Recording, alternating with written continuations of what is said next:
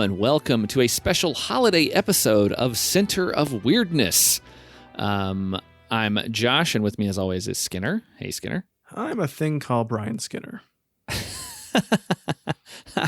And for this very special holiday episode, we want to talk about one of the weirdest holiday specials around, and that's Noel, the Christmas ornament from 1992. It is that, right? It's Noel, the Christmas ornament? Yeah, I think it can be called both. It's mostly just Noel with the little umlauts over the O.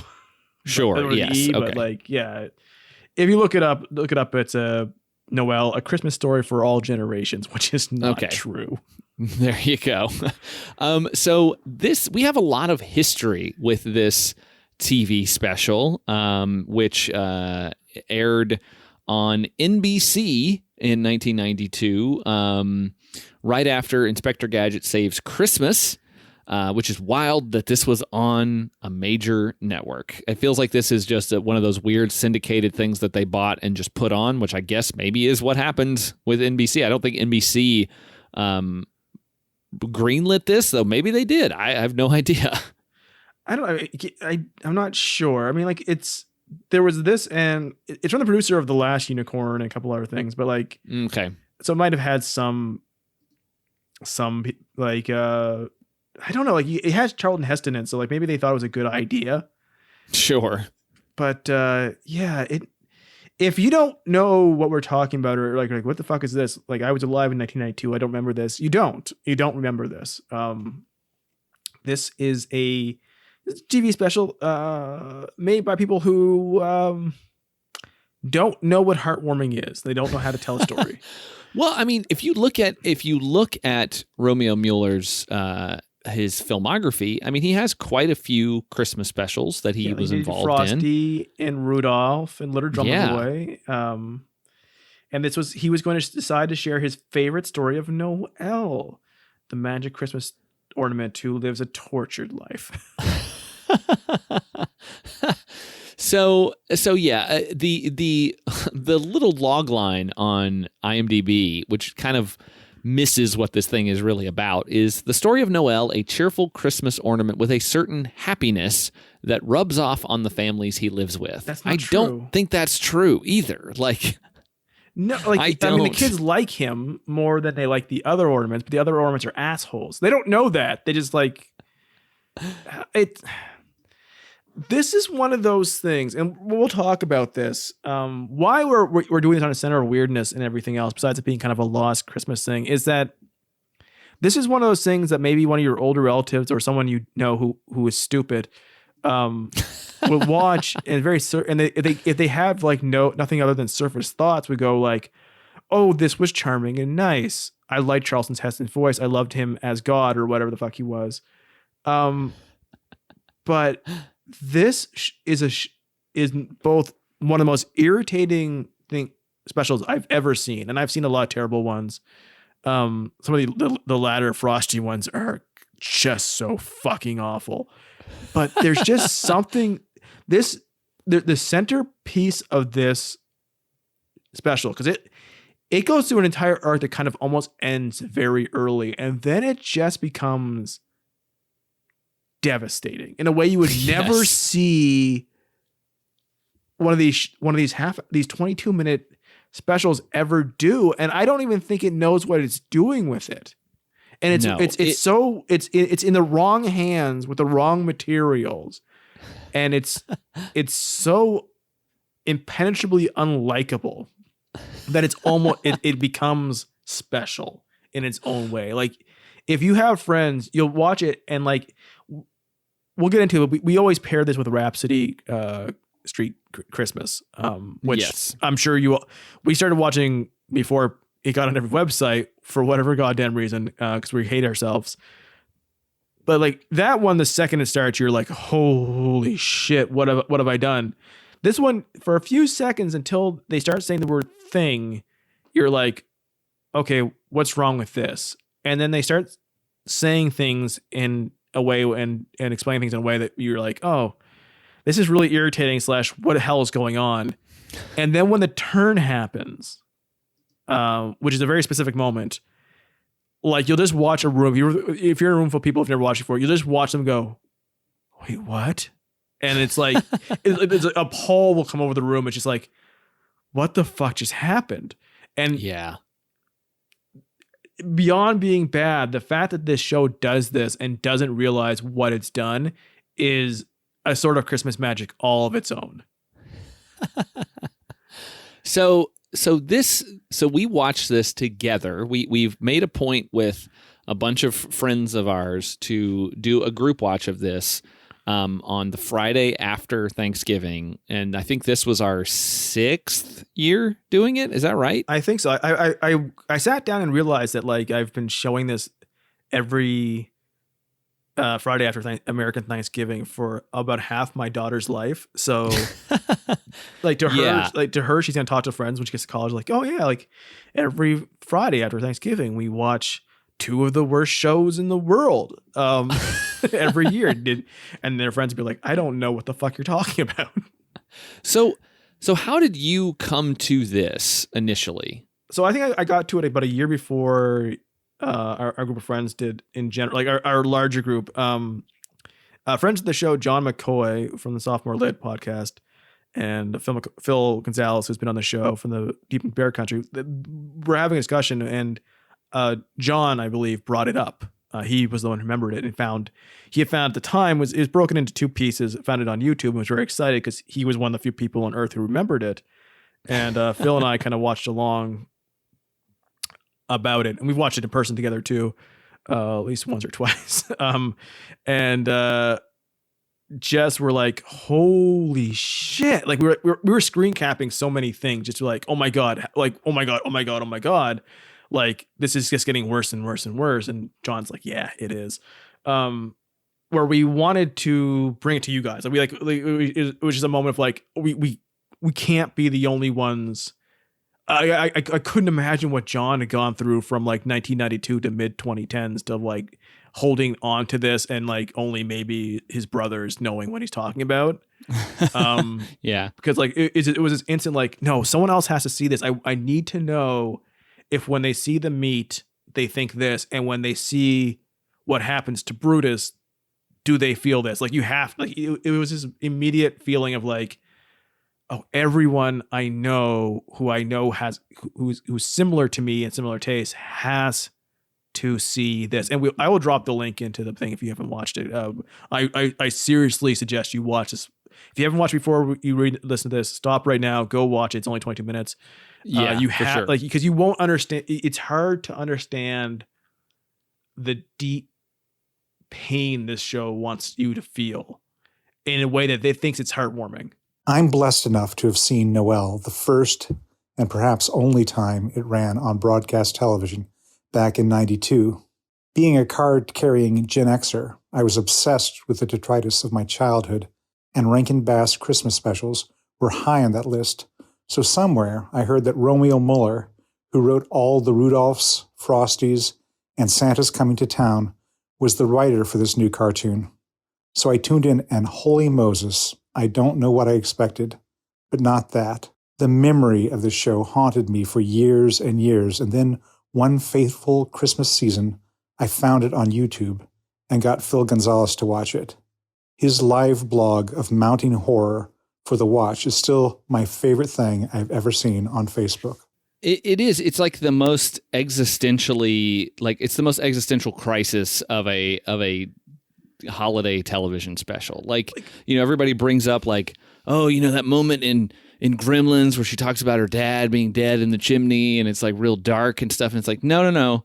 This is that moment, but over 22 minutes with so many weird animation. There's so many toys and things come to life specials out there, and obviously Toy Story, and like everyone's like, oh, it's so crazy with the moment, like it's so meaningful with that moment in Toy Story 3 where they realized they could die and their existence is about to end. Yes. This special posits, what if you're going to live in a box in the dark forever? Yeah, it's a really interesting one. I mean, we're not going to go through it like beat by beat like we normally would. We'll just kind of touch on some of the things. that are here about Noel. It hasn't. I'm very surprised that it hasn't quite hit the like mainstream of people who like bad things. Like you brought up Rhapsody Street Kids Believe in Santa, which is a very well known like awful Christmas special with very bad CG animation. I mean, this isn't like that. Isn't this? This isn't that bad. Like this is like no. If you this is like actual animation. Like someone actually animated this. It's well like besides the meat, it's well drawn. Yes. For it is incredibly serviceable 1992 animation. Yes. So it isn't that like Rhapsody is 1,000 things that went wrong at once, like on every level, every choice, every mistake, every piece of history leading to its release went wrong. Like just 100% wrong. There's literally not one moment of it that isn't wrong. Right. Every song, every music cue, every piece of like everything it's been covered, but like it's still, if you don't know what we're talking about somehow, go watch that. I mean, I think that's like Christmas homework. You should watch both Noel and Rhapsody Street Kids Believe in Santa. Like those are both, watch them both. You'll spend less than an hour and a half watching these things. Like it's worth it. It is worth it because it is wild. It'll make you feel some booze, have some weed, whatever you do, have some friends around. You will have a good time. Yeah, like, you'll have a good time. And like, if you have a friend who thinks, blah, blah, blah, blah, something is the worst thing I ever saw, and they haven't seen that, they don't know what they're talking about. Like the two worst things I think three worst things I've ever watched are National Lampoon's Last Resort, Rhapsody Street Kids gigantically, and Love and a Leash. Like there's a difference. It's at that level of everything is bad. But Noel is in the packaging of something that is good. It looks, you don't remember it, but it looks like something that you would remember. It looks like something that is from your childhood. It looks like everything else from that time that you treasure, much like Inspector Gadget Saves Christmas. But it is not. It's narrated by Charlton Heston, which tells you right away kind of the tone. That way it wants to go. He sounds like shit. Noel is here. And it's a story of a Christmas ornament made by a glass blower who finds out he's having a grandchild the moment he's making Noel, and his tear of happiness goes inside Noel and makes Noel insufferable. It makes Noel very, very positive. So I found this really interesting article here from 2017 for America, the Jesuit Review, and in their arts and culture television section by writer Jim McDermott, and he talks about like Noel. And he talks about Romeo Muller and like how he was involved in all these classic things. And apparently, every Christmas Eve, a New York radio station would broadcast Muller reading A Christmas Story. But he decided to not do like Rudolph or Frosty or any of those things. He actually read the story of Noel, who was different not because of the way he looked, but because of the cheer that he had inside him. So he was so joyful that he was like the antithesis of all the cynical ornaments that are all around him. And, you know, he says that the show never really took off like his other work. The animation was kind of bland, and the story was perhaps too harsh for Christmas. So let's get into the harshness. So, because it is. So the thing is, so Noel's this round red ornament with a giant mouth and eyes, and it tells you constantly that it has a happiness. They always are just going, I have a happiness. I'm Noel. I have a happiness. And it's irritating, and it's hard to say. It's hard to really put into words, but it's very irritating. To prove that why Noel is different than all the other ornaments, because it is part of a box set of other ornaments. They have made all the other ornaments assholes. And there's no real reason for it, but like every other ornament in his box are assholes. And they're all and they're all more aware. Like Noel doesn't know what anything is. He doesn't know what anything that's the weird is. thing.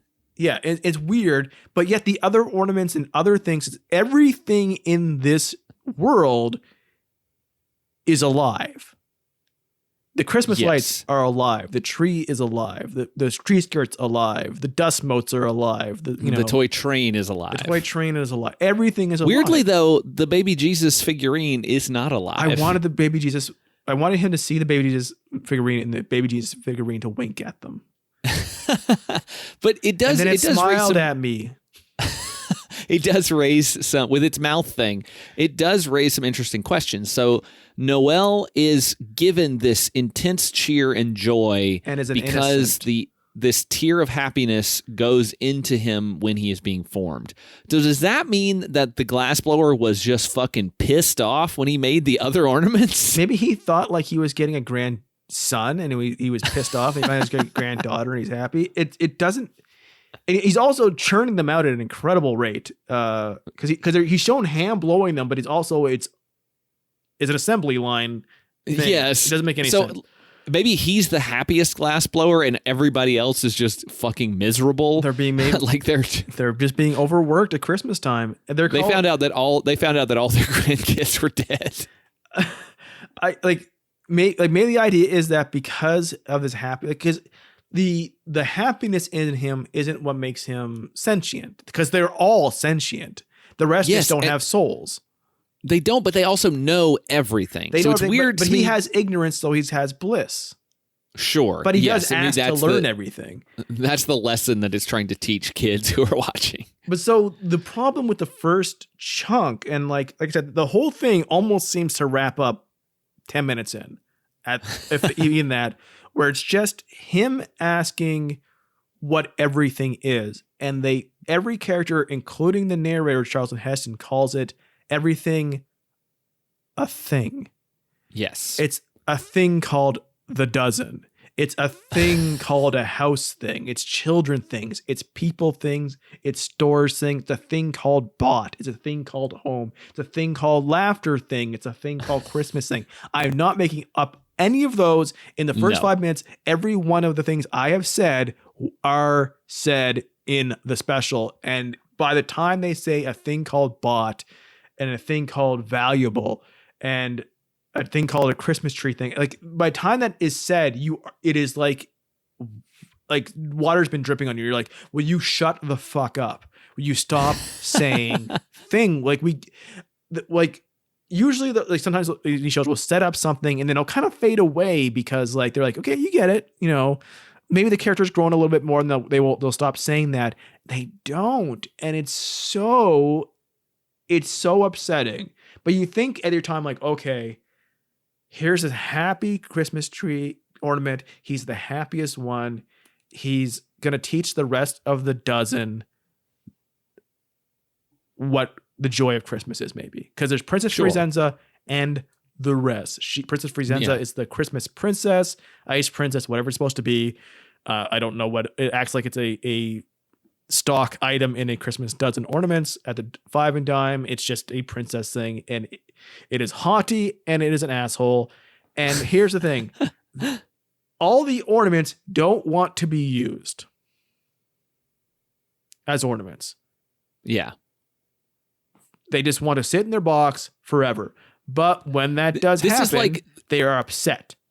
Yeah, this is like if Toy Story, where the all the toys came to life when Andy was out of the room, and they were just miserable that he was playing with them. Oh, they were miserable. They're like, oh, like they come to life when he leaves, and they're like, fuck, I just want to sleep. I want to sleep all the time. And I do. I identify with those ornaments. And they're all irritated with Noel, which I also identify with. But they hang him on a tree, and the tree is alive as well. And his name is Brutus, and it's voiced by Roscoe Lee Brown, and it is charming. It's deep voice. It loves him. It hugs him when he almost falls. He's curious. The lights twinkle and talk to him. The children love him.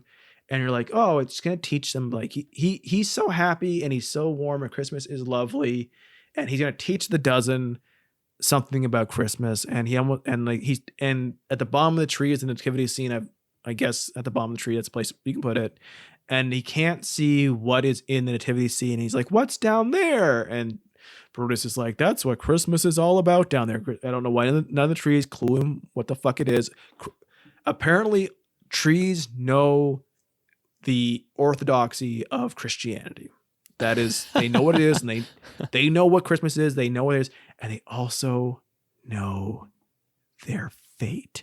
Because So that's when the special kind of takes a turn, because at first it's like, okay, this little ornament, he's gonna be very positive and happy, and he's gonna learn about the world, and he's gonna try to spread some joy, but like. The special just sort of cuts the legs out from under you when you realize, oh, at Christmas time, that tree who is very nice to our little ornament and is a sweet guy, is going to be killed by being thrown out into a ditch on the side of the road to be taken to a landfill. Like, that's the tree's fate. It's not even hinted at in it. It's explicitly done. Like, the narrator goes, but then it was a day known as December 26th, and the music gets sad and scary, and then everyone gets put back in the box, and then they literally drag Brutus away the tree while he says goodbye forever. And Noel's like, what the fuck is going on? And they said he never sees Brutus again. They literally tell you when you toss out your tree, for kids who still have real trees, which is like 1% of the population, when Christmas is over, your tree is dead. The truth is, when you got the tree is already dying because you've cut off its legs. You've cut it in half. But it's like, wait, what? And they're like, he's put in a box and he's put in the darkness for an entire year. And you're like, and it goes to commercial, and it's like, wait, what the fuck? What are you talking about? Why? And like, you're like, oh shit. So what happens now? Like, okay, was he going to teach the dozen about that next? And then and then it comes back like, and then finally seasons pass, and then it was Christmas again, and there was a new tree who loves him and also knows about Christianity, and he had a great time there.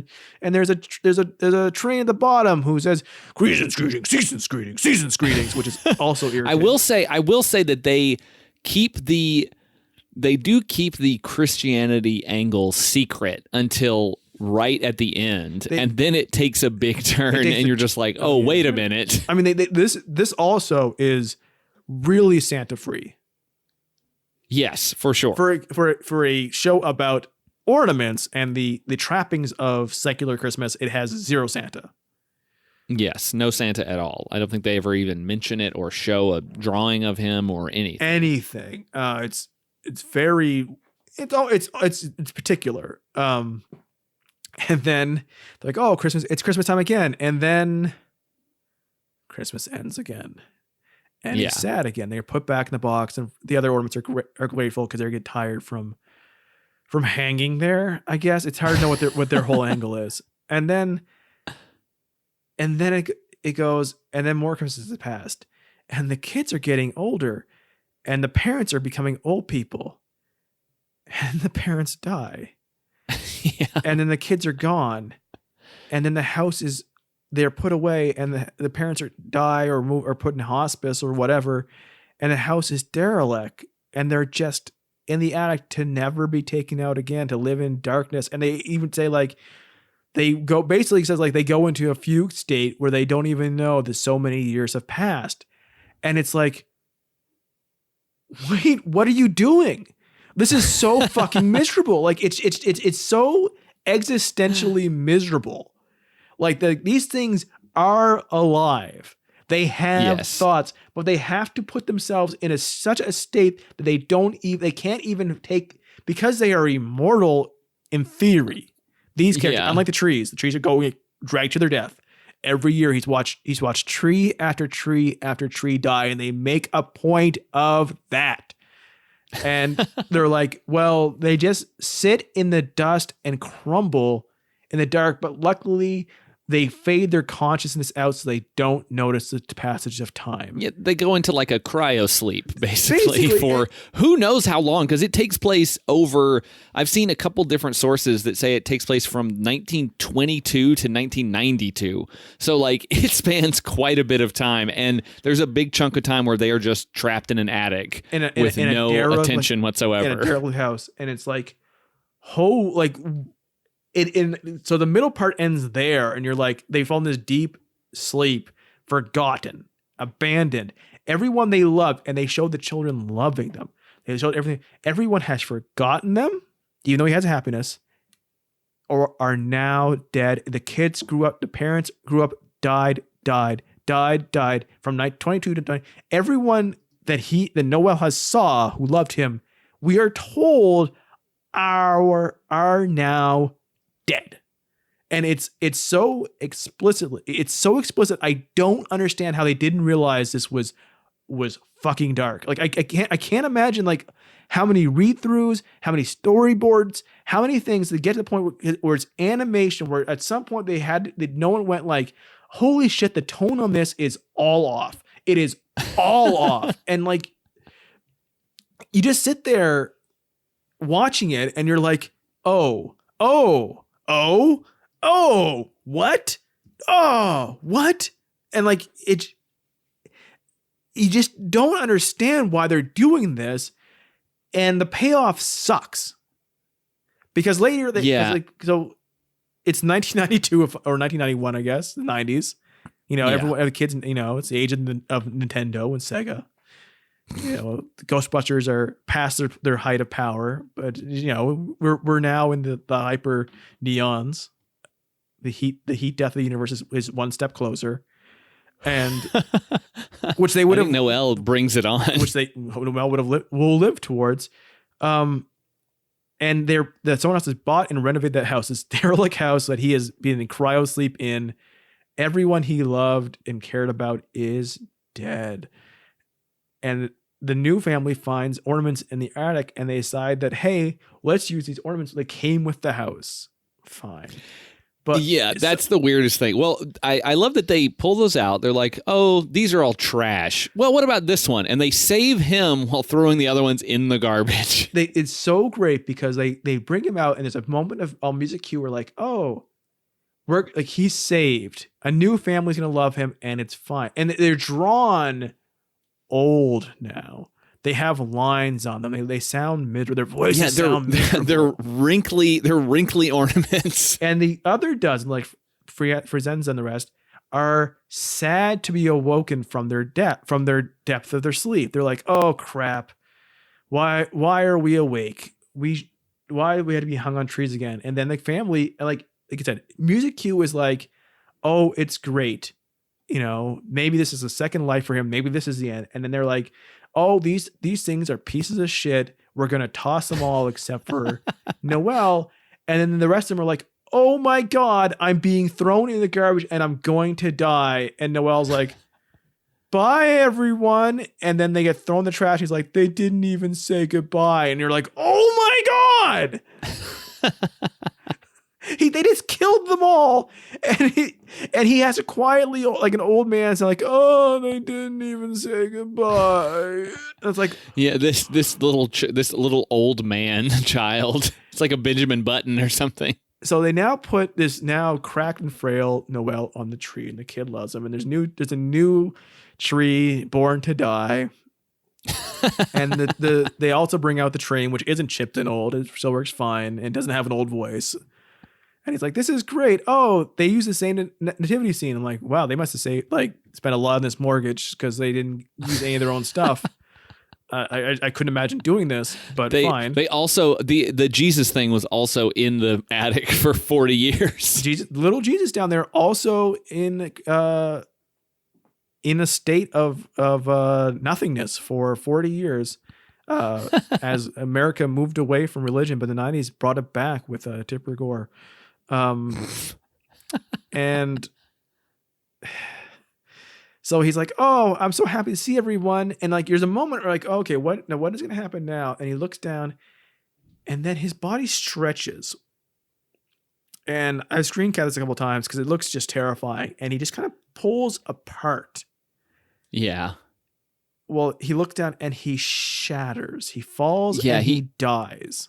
Well, yeah. So he falls to the ground right in front of the nativity. And this is his first, as he's dying, he sees the face of baby Jesus. He comes to Christ on his deathbed. Basically, yes. And this is the first time that it is explicitly, well, I guess one of the trees does say like, oh, it must be the reason for the season kind of thing. Like, because there is a line from Brutus where he specifically says, where is it? He says, it's become a thing called Christmas Eve, the reason you were made and I was born. And he mentions later, like, oh, it must be what that is very important down there, that little stable.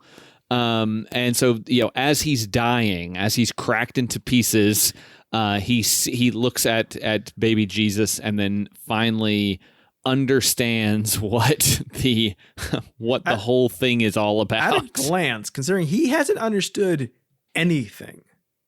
Like he has lived for 70 years and has not understood a thing he's done or a thing he's seen.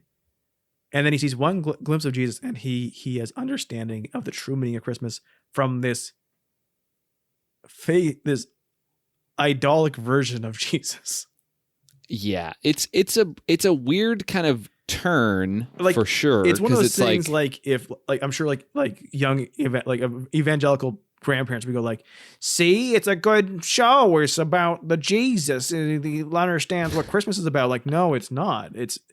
You can't just put that at the end and all of a sudden it's a good story and it's a good lesson. He just saw a fake version of Jesus and he's like, oh, cool. I understand everything now that I'm dead. So, yeah. So as he dies, because of the happiness that he possesses, it allows him to essentially become the embodiment of Christmas joy and Christmas spirit. It says, the narrator, Charlton Heston, says, the wonder of wonders, little Noel had become the joy of Christmas. He would live on forever in the happy hearts of all mankind. So his essence has basically been imbued into everyone. And then that's when it starts to get a little dicey, because it's Noel, his soul is flying through the city and flying around the world. And he's saying like, oh, I'll race Christmas around the world. I'll meet all the other people in all the other houses. And he starts describing all the houses. And, he starts peeping around at people. Yes. And then Charlton Heston says, but some people spoke different tongues and led different ways of life. Some had never even heard of Christmas. And you're just like, oh, he's a missionary now. And then he's like, I don't even care.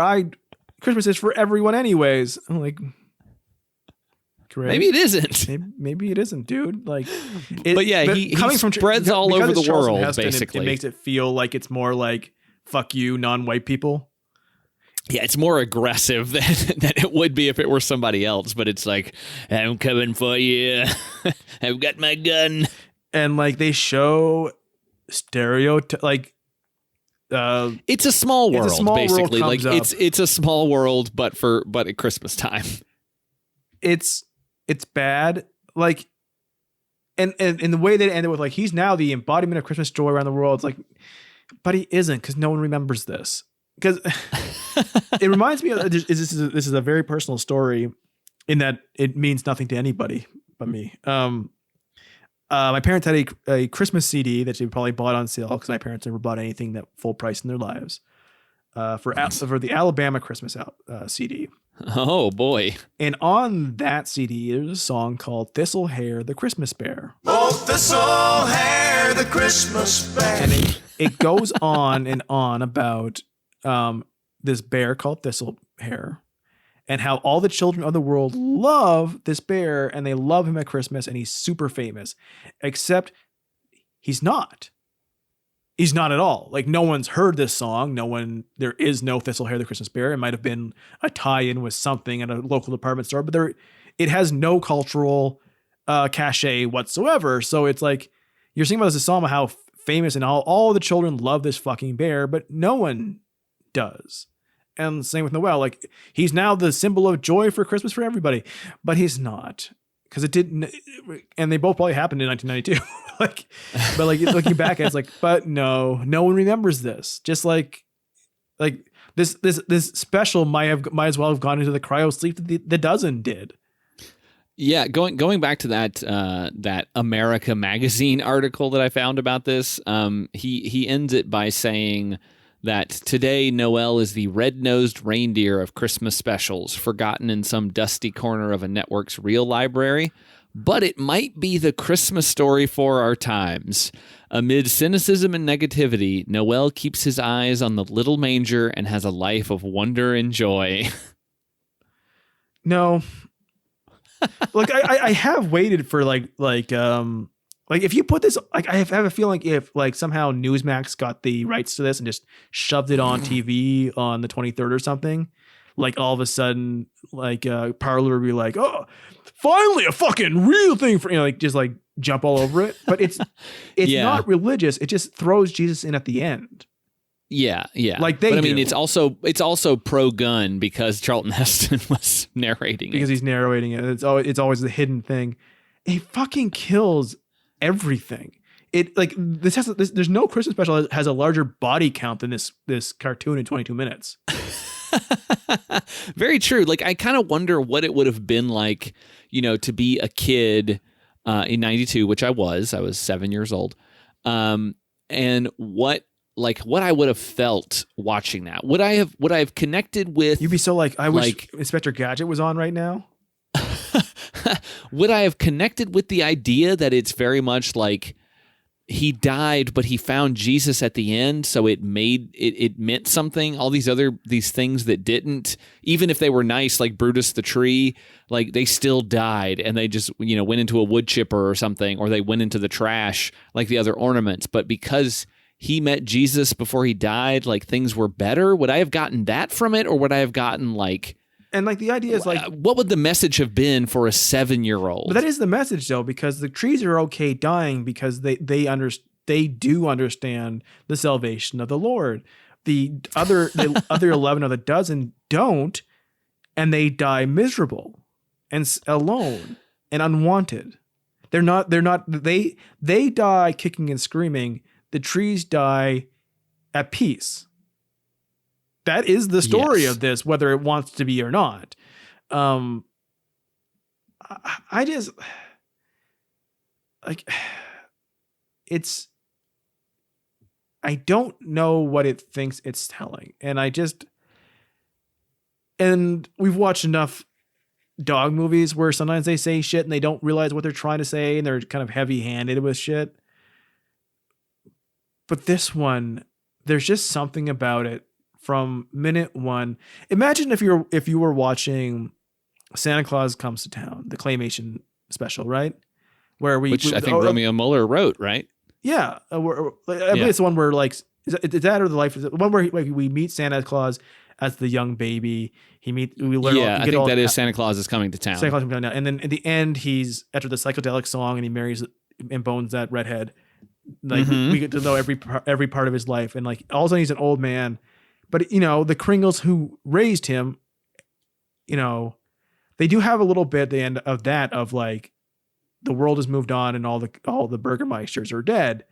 But if they'd also said like, oh yeah, and all the Kringles who are elves, the original ones are also all dead. And also his wife isn't magic and she's also dead. And blah, blah, blah is also dead. Like, and just started like just killing off everyone. Santa Claus lived, but everyone else kept dying. It would be like, oh, why did you do that? This is for kids. No one wants that. Like you can give a sense of time without really. Why is the tree drug out by its stem out the door, and then we're said, and he never saw him again. And it's the most recognizable voice in the cast.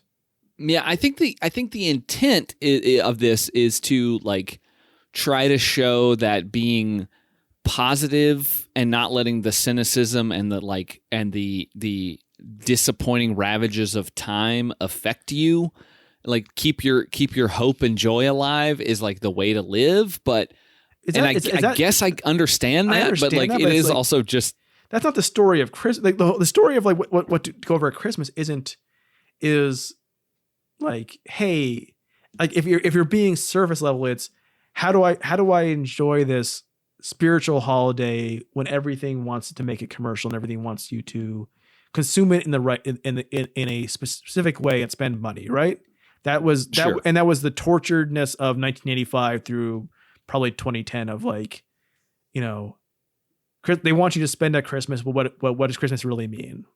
And it's like, you guys all want to spend anyway. It's like, you're not really fighting this. It's no big deal. Like, and the other, if you want to take a reality short thing at it, it's like, it's a holiday season where you're expected to be with loved ones and you often can't. It's difficult. Some of them are gone. It is a time to miss often your past. And that's difficult as well. But that is not something to really, you have to teach children. Right? Yeah, I mean, yeah, it's just a very like hey kids, it's a very dark thing for a kid's show. Like, and once again, this is not an actual, like, this is a often off stated, but I believe inaccurate stat, but like, be like in the middle of Noel, be like, hey, there's a thing. Have you ever heard that the suicide thing is more prevalent thing at Christmas time thing? Like, what are you trying to, what is the messaging of this fucking thing? And don't make it Jesus at the end, because it doesn't solve all the problems you've put out there. And also you have this piece of meat you've drawn that also looks like half a turkey and half a ham. Oh, we didn't talk about their roast beast that they have from fucking the Grinch special. Like it's a weird looking piece of meat that does not look like from an animal that exists in our world. I don't know. It's a wild one. It's a strange movie. It's strange, but in the packaging of familiar is where I think it really gets you. Sure. Yeah. I think that it's definitely one worth watching at this point in the holiday season if you haven't seen it before. Like like I said, it's only 22 minutes, but they cram in a lot of stuff in those 22 minutes. It always gets me when that first Christmas ends, like this, like, and you go to that first commercial break and everyone dies and you're just like, wow, like this could have like it should have ended at his first Christmas or something.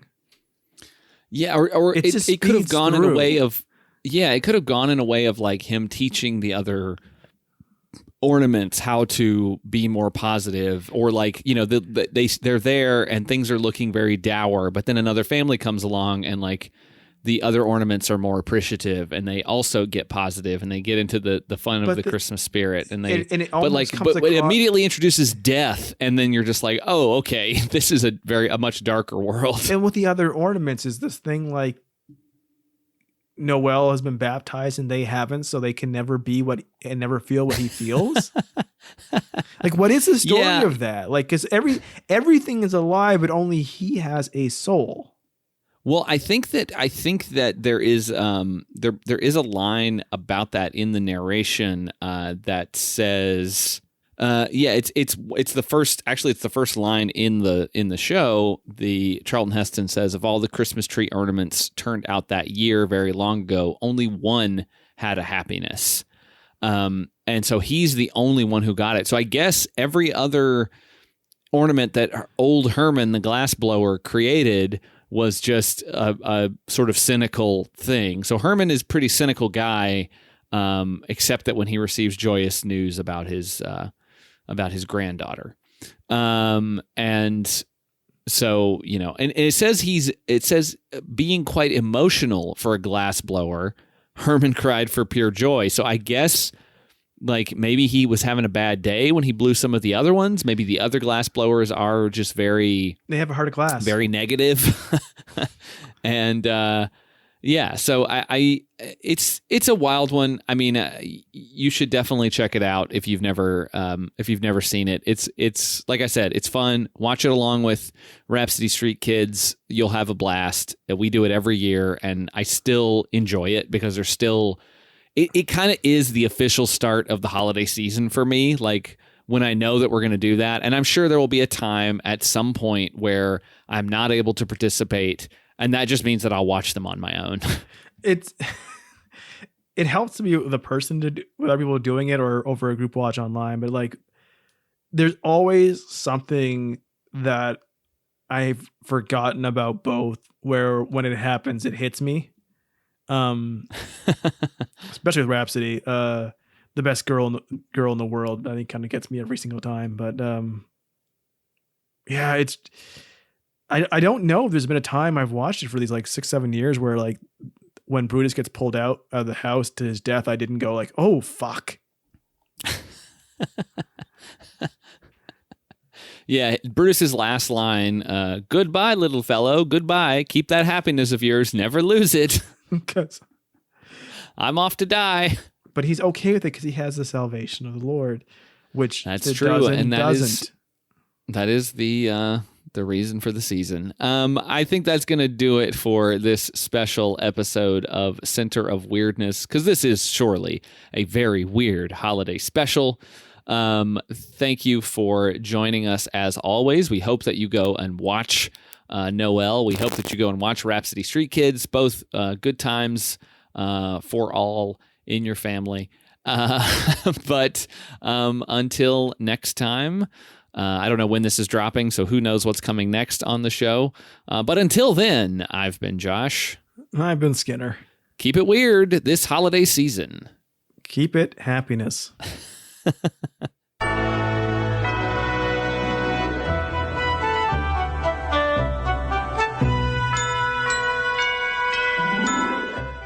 If you like the show, subscribe, rate, and review us over at Apple Podcasts.